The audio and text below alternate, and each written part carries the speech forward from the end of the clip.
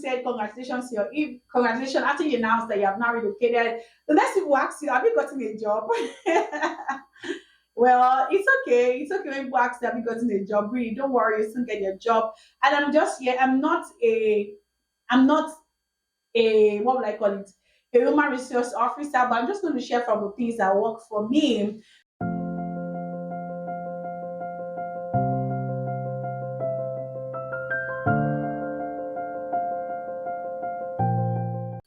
Hi guys, welcome to my YouTube channel. My name is Fiolo. I am super excited to bring up this video. How to land your first job right in Canada. After you announce that you have now relocated, the next people ask you, have you gotten a job? Well, it's okay. It's okay when people ask have you gotten a job. Really, don't worry, you still get your job. And I'm just here. I'm not a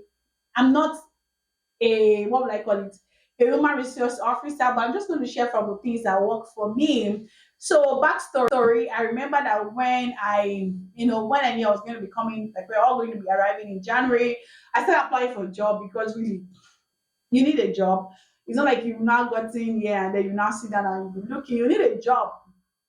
So one of the things people told me like, oh, resume, yeah, Canada resume is very, very important and not CV because we get the difference between resume and your curriculum vitae here, which is like your CV. Your CV can contain a lot of so much things about your accomplishments, your career accomplishments, while your resume is just, your CV can actually contain detail, why your resume should contain accomplishment, that kind of thing.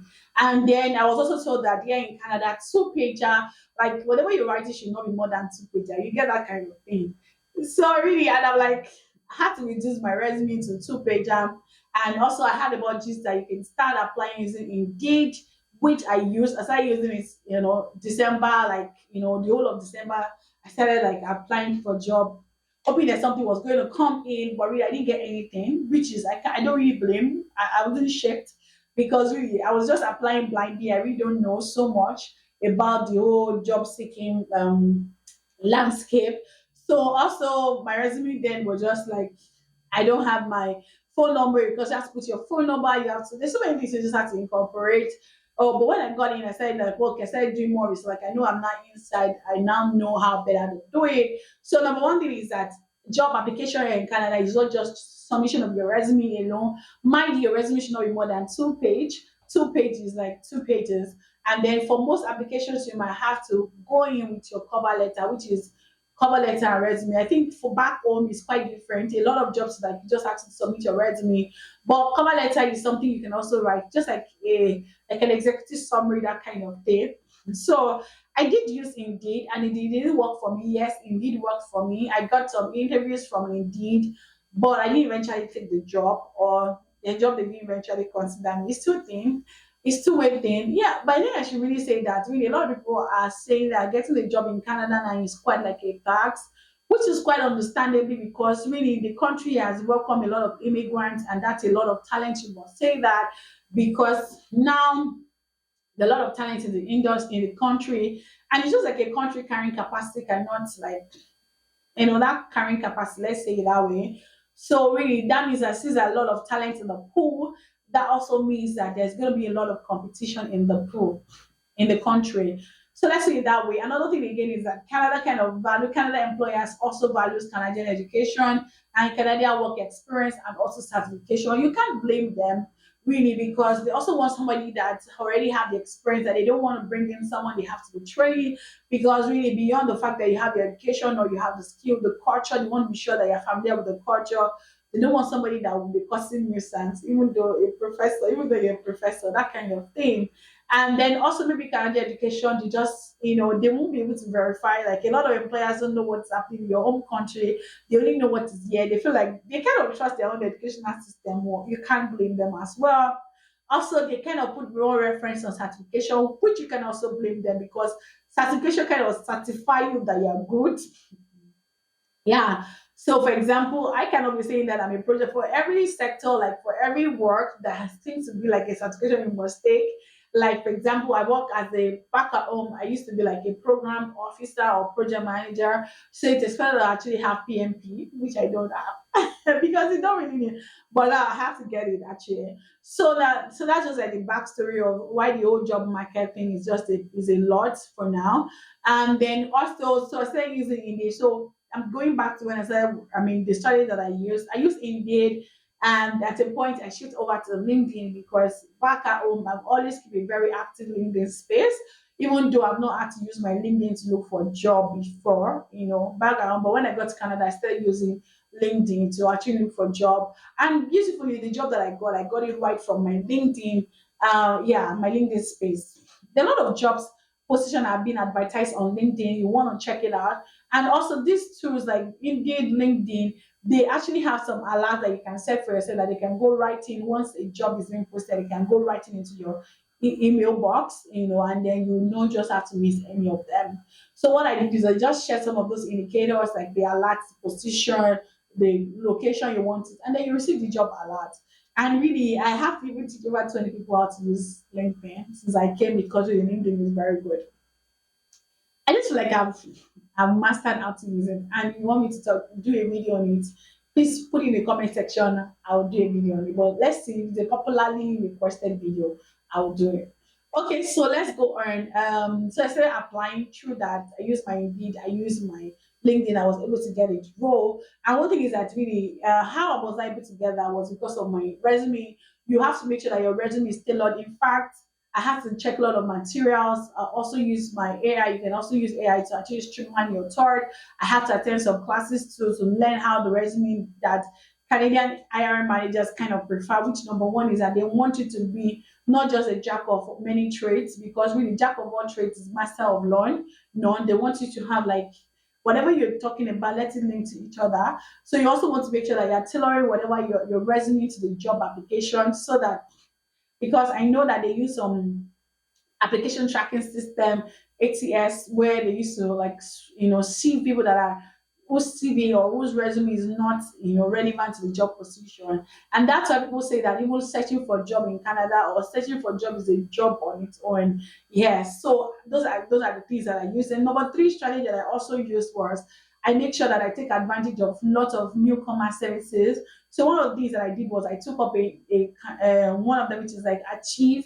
I'm going to put it on the screen, and then you can also check my chat box and my comments, my description box for details about it, which is like a 4 to 6 a bridging program for women. And I was able to learn so many things about it, and also was certified. So I put it certificate right in my resume. And also beyond Achieve, I also took another one we talk about, I was able to train on foundation of project management. I also taught data fluency, and these are not just random. These are certificate courses from a recognized university in the system.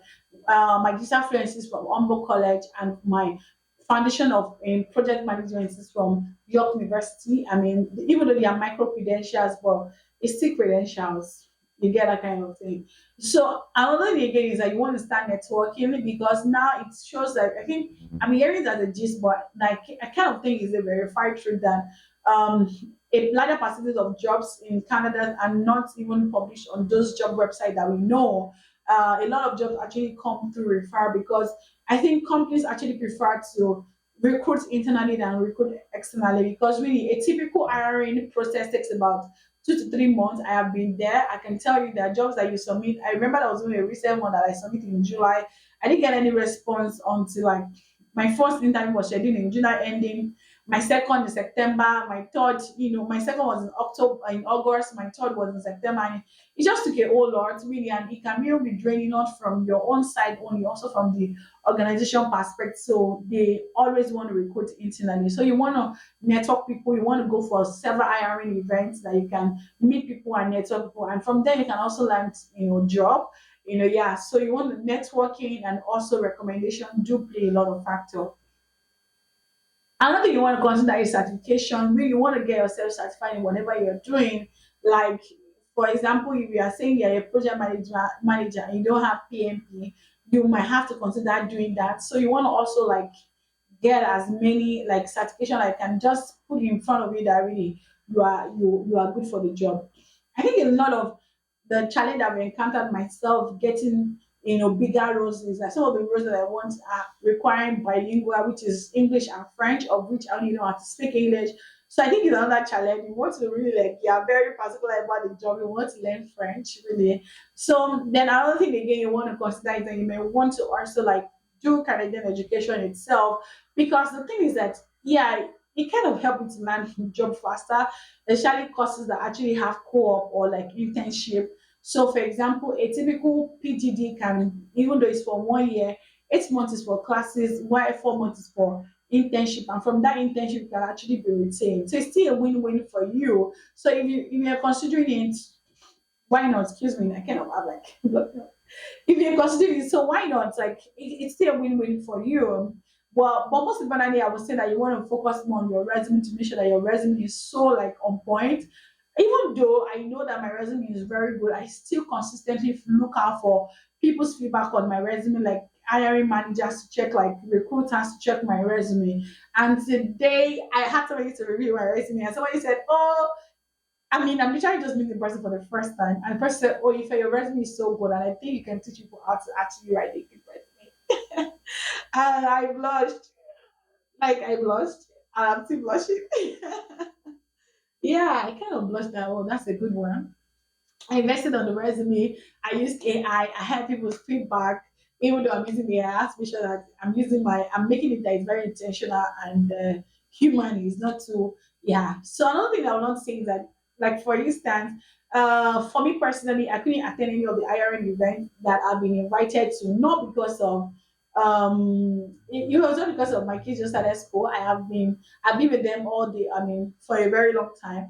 So, but what I do is that I kind of take advantage of my LinkedIn to actually network, and I belong to as many associations I can belong to, because information is flying everywhere in this Canada.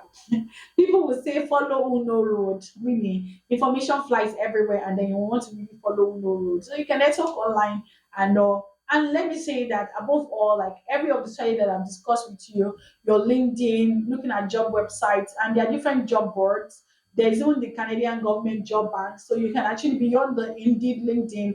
In fact, there's Glassdoor, there's Workopolis, there are a lot of, I think there are a lot of quite a lot of people, like quite a lot of job boards.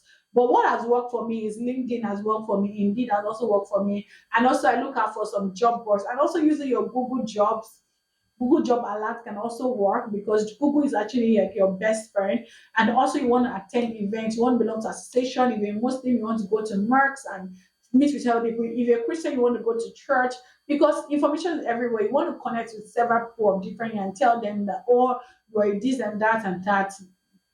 Yeah. So job can actually come out from anywhere, and I'm wishing you success. Like I am like saying that your job, your congratulations, you are just being offered this job is coming soon, and even maybe tomorrow's day or maybe today. Don't worry, bring your offering afterwards. Yeah. So I wish you success. I really hope the tips I have shared with you will definitely help you to land your job as much as I have landed my own.